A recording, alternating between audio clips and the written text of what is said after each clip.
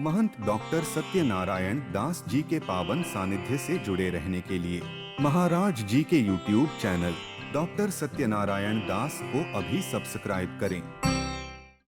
नाहम हालाहलम निवशम यस्य प्रतिक्रिया ब्रह्मस्वम ही विषम प्रोक्तम नास्य प्रतिर्विधिर्भुवि।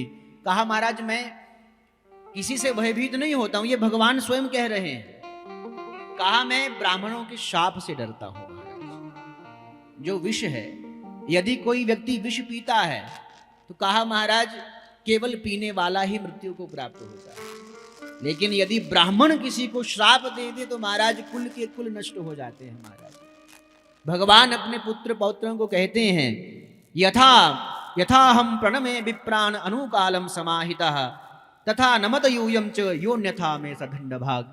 कहा जिस प्रकार मैं ब्राह्मणों को प्रणाम करता हूं, ब्राह्मणों के चरणों में वंदन करता हूं, इसी प्रकार आप लोग भी ब्राह्मणों को प्रणाम किया करो।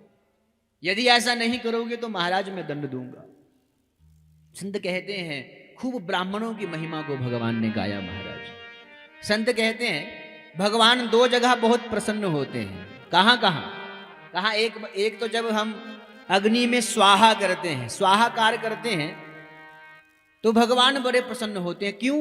कहा कि महाराज विराट पुरुष जब भगवान विराट स्वरूप धारण किए थे तो भगवान के मुख से क्या निकला था? मुखाद अग्नि रजायत, मुख से अग्नि प्रकट हुई थी।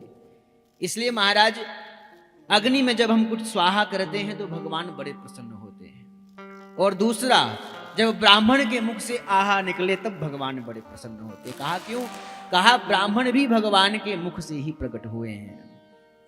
ब्राह्मणों से मुख मासीद, ब्राह्मण भी भगवान के मुख से प्रकट हुए हैं। इसलिए हमारे शास्त्र में ब्राह्मण भोज का, विप्र भोज का विधान है महाराज। इसलिए ब्राह्मणों को भोजन कराया जाता है कि ब्राह्मण के द्वारा भगवान ही साक्षात बैठ करके भोजन पा रहे हैं महाराज, ऐसा भाव रखा जाता है।